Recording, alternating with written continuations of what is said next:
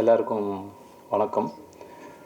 மேடையில் அமர்ந்திருக்கிற பெரியவர்களுக்கும் என்னுடைய சினிமா முன்னோடிகளுக்கும் ஊடகம் பத்திரிகை துறை அன்பர்களுக்கும் என்னோட நன்றியும் வணக்கத்தையும் ஃபஸ்ட்டு தெரிவித்துக் கொள்கிறேன். இந்த படம் நடந்தது ஒரு காலத்தோட கட்டாயம்னு நினைக்கிறேன். ஏன்னா அப்படி தான் நடந்தது இந்த படம். நான் டாக்டர் திருநாவுக்கரசு சாரை வேற ஒரு ரிசர்ச்சுக்காக போய் மீட் பண்ண போயிருந்தேன். அவர்கிட்ட பேசிகிட்டு இருந்தப்போ சாரோட சன்னு ஸ்பீச்சை போட்டு காமிச்சார். அதில் அவர் யூஎஸில் டாக்டராக இருக்காங்க. ஸோ அப்படி ஆரம்பித்தது தான் இந்த படம். அவர் ஒரு டாக்டர் மட்டும் இல்லை, ஒரு மனநல மருத்துவர், பேராசிரியர், எழுத்தாளர், பேச்சாளர், சமூக சிந்தனைவாதி, தமிழ் ஆர்வலர், இவ்வளோ பரிணாமத்தில் இருக்கவர். அவரெல்லாம் ஈஸியாக திருப்திப்படுத்த முடியாது. அப்படிப்பட்ட ஒருத்தர்கிட்டருந்து நான் பாஸ் மார்க் வாங்கியிருக்கேன்னா அது பெரிய சந்தோஷமாக நினைக்கிறேன். அவரோட சிந்தனையும் என்னோடய சிந்தனையும் எங்கேயோ ஒரு வேவ் லென்த் மிக்ஸாக ஒன்றா இருந்திருக்கு. அதனால தான் அந்த படம் நடந்திருக்கு. ஸோ அவருக்கும் அவரோட குடும்பத்தாருக்கும் என்னுடைய மிகப்பெரிய நன்றியை தெரிவித்துக் கொள்கிறேன். Thank you sir. ட்ரீம் வாரியர்ஸ் நிறுவனம் ஆகச்சிறந்த படங்களை கொடுக்குற மிகப்பெரிய நிறுவனம். ட்ரீம் வாரியர்ஸ் படம் பண்ணதெல்லாம் நிறைய பேர்த்துக்கு ட்ரீமாகவே இருந்திருக்கு. அவங்கெல்லாம் ஒரு சாதாரணமாக எந்த விஷயத்தையும் ஒத்துக்க மாட்டாங்க. ஒரு ஆர்டி பண்ணி ஒரு கியூசி செக் பண்ணி தான் மக்கள்கிட்ட போய் சேர்ப்பாங்க. அதனால தான் இன்னும் ஒரு ட்ரீம் வாரியர்ஸ் மிகப்பெரிய நிறுவனமாக மக்கள் மத்தியிலையும் ஊடகத்துறை மத்தியிலையும் இருக்குது. ஸோ ட்ரீம் வாரியர்ஸ் அவங்க ஃபஸ்ட்டு இந்த படத்தை கையில் எடுத்ததே அஞ்சாமியோட முதல் வெற்றின்னு நான் நினைக்கிறேன். Thank you sir, Prabhu sir and team எல்லாருக்கும் என்னுடைய நன்றி. இந்த கதை எதை பேசுது அப்படின்னா, ஒரு சட்டம் போடுற அதிகாரத்தில் இருக்க ஒருத்தவங்க ஒரு சட்டம் போடும்பொழுது ஒரு காமன் மேன் எந்த விதத்தில் பாதிப்பான், முதல் அவனை பலங்களை பார்க்குறத விட அவனை பாதிப்புகளை தான் பார்க்கணும். ஸோ அப்படி பாதிக்கப்படுறவங்களோட காமன் மேனோட கதை தான் இது. அது மட்டும் இல்லாமல் ஒரு தமிழ் திருக்குறள் ஒன்று இருக்குது. ஈன்ற பெரிதிலும் பெரிதுவக்கும் தன் மகனை சான்றோன் என கேட்ட தாய் அப்படின்னு ஒரு குறள் இருக்குது. எல்லா பெற்றோர்களும் அம்மா அப்பாவும் தன்னோட குழந்தைய சான்றோனாக இருக்கணும்னு பார்க்கணுன்னு தான் ஆசைப்படுவாங்க. ஸோ அந்த சான்றோனை ஆக்கணும்னா கல்வி ரொம்ப முக்கியம். அந்த கல்வி இப்போ என்ன நிலைமையில் இருக்குது, அதுக்காக பேரண்ட்ஸ் எவ்வளோ கஷ்டப்படுறாங்க, அதைத்தான் நம்ம வாழ்வியலோட கலந்து ரத்தமும் சதயமாக அந்த படம் பேசியிருக்கு.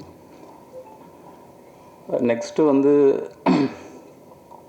விதார்த் சார், அவர் பெரிய நடிகர்னு தெரியும்.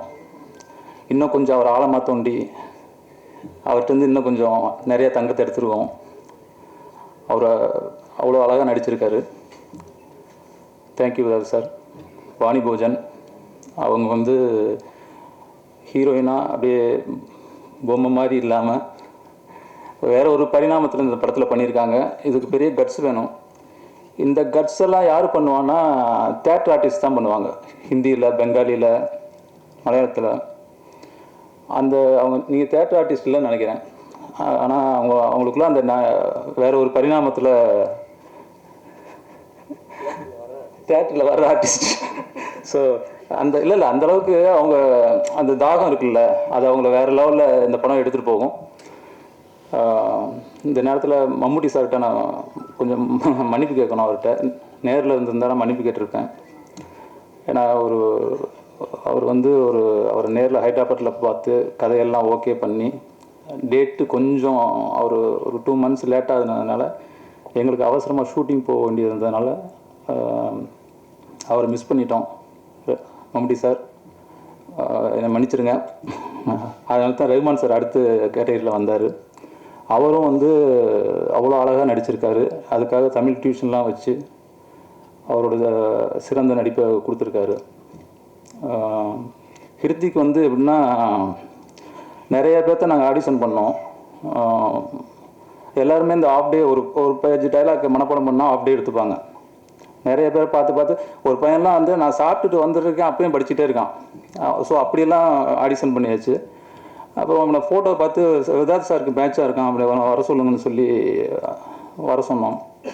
வந்துட்டு நான் உள்ள ரூம்குள்ளே போயிட்டேன். எங்கள் அசிஸ்டன்ட் தான் வந்து பேப்பர் கொடுத்துட்டு எப்படியும் வந்து ஆஃப் டே ஆகிடுவான்னு நினச்சிட்டு இருந்தோம். ஒரு 15 நிமிஷம் கழிச்சு சார் ரெடியா சார் அப்படின்னு சொல்லி கோடாயிட்டு அரசு வந்து சொன்னார். இல்லை அப்படின்னா 10 நிமிஷத்தில் ரெடின்றான், அதில் என்ன இருக்குன்னு சொல்லிட்டீங்களா அப்படின்னு. சொல்லிட்டேன் சார் அப்படின்னு. நான் ஒரு தடவை திருப்பி அதுக்கு முன்னாடியே ஒரு தடவை சொல்லியிருந்தேன். உள்ளே போயிட்டு ஒரு 10 நிமிஷத்தில் ஷூட் பண்ணிட்டு வந்து காமிச்சாங்க. பேஸ் அற்புதமாக இருந்தது. சின்ன சின்ன கரெக்ஷன் மட்டும்தான் வந்துட்டு வாங்க வேண்டியது இருந்தது. அதெல்லாம் பண்ணி இந்த படத்தில் அவனுக்கு வந்து பெரிய பிரைட் ஃபியூச்சர் இருக்குது. வாழ்த்துக்கள் ஹிருத்திக். இந்த படத்தில் நடித்த எல்லா குழந்தை நட்சத்திரங்களுக்கும் என்னுடைய நன்றிகள்.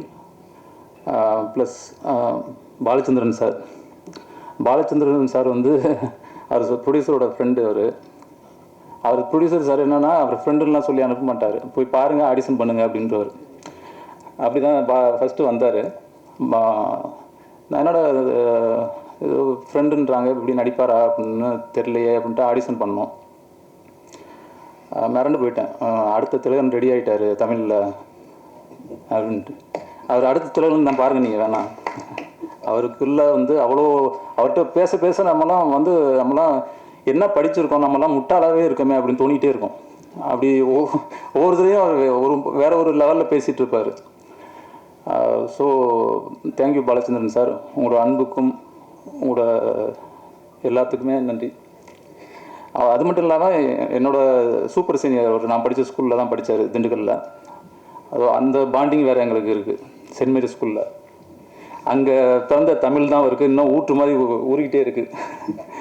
So thank you sir. Radhakrishnan sir, thank you so much. நீங்கள் அவ்வளோ அற்புதமாக நடிச்சிருக்கீங்க. இந்த படத்தில் எல்லாருமே சிறப்பான நடிச்சிருக்காங்க. நீங்களே பார்த்துட்டு சொல்லுங்கள். என்னோடய டெக்னீஷியன் டீம், எடிட்டர் ஒரு 17-18 படம் கமல் சார்கிட்ட அறிமுகமாகி ஒரு 18 படம் பண்ணியிருக்காரு. அவரோட சின்சியாரிட்டி என்னென்னா, இதுதான் அவரோட முதல் படம் மாதிரியே பண்ணார். என்கிட்ட சொல்லுவார் அடிக்கடி, எங்கள் மியூசிக்கில் தான் சிம்பனி பண்ண முடியுமா, எடிட்டிங்கில் பண்ண முடியாதா, நான் பாருங்கள் பண்ணி காமிக்கிறேன் அப்படின்ட்டு. அந்த சிம்பனியை ஒரு இன்டர்வலுக்கு முன்னாடி பண்ணியிருக்காரு அவர். இந்த great job. Thank you mister Ram Sudharsan sir.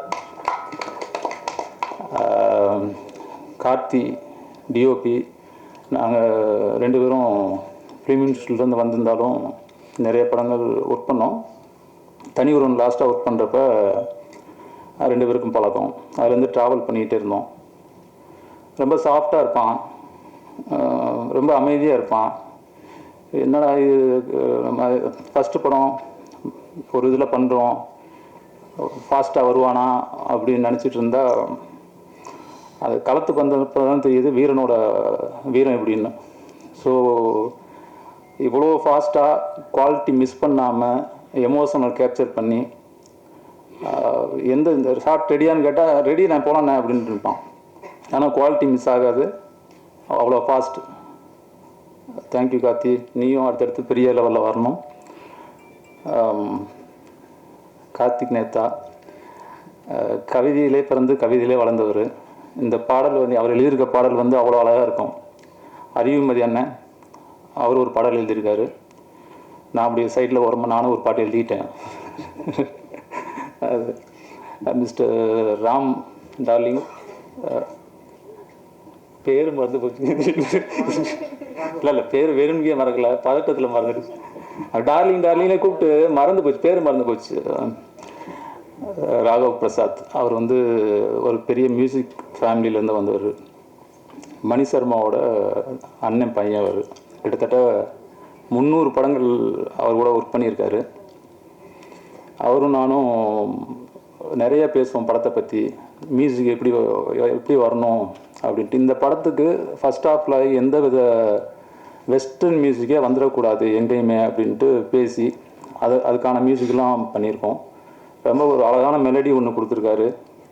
ஒரு சாங்கு வந்து ஒரு வழியை சொல்கிற, இன்ட்ரோல் பேக்கில் ஒரு வழியை சொல்கிற ஒரு சாங். அது அந்த வழி வழக்கமாக இருக்கிற அந்த என்ன பல்லவி சரணம் இது ஒரு ஃபார்மெட் வச்சுருக்காங்கல்ல, அந்த ஃபார்மெட்டை உடைச்சி ஒரு அற்புதமான ஒரு சாங்கு கொடுத்துருக்காரு. அது பல வேரியேஷனில் இருக்கும் அந்த வழி. அது மட்டும் இல்லாமல் அவர் ஃபுல்லாகவே வந்து எங்கெங்கே என்ன வேணுமோ அது அவ்வளோ அழகாக பண்ணியிருக்காரு. இன்னும் மேலே மேலே நீங்கள் வரணும், வளரணும். தேங்க்யூ. என்னோடய டைரக்ஷன் டீம், அரசு, அவர்னால தான் விதார்த் சாரும் வாணியும் கிடைச்சாங்க.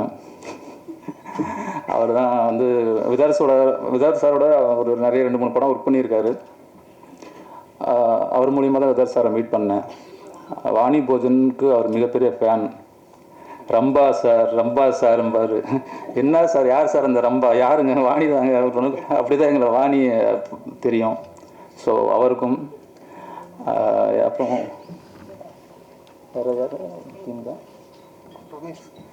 என்னுடைய நண்பன், என்னோட திரைப்பட கல்லூரியில் ஒன்றா படித்த என்னோடய நண்பன் ரமேஷுக்கும்,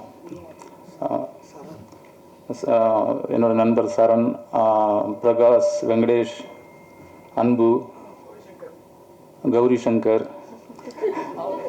அவங்கள மாதிரி நானும் மறந்துடக்கூடாது, சொல்லுங்கள். ஸோ எல்லாத்துக்கும் என்னுடைய நன்றி. இந்த படம் வந்து யாருக்கான படம்னா, இது நம்மளோட படம்.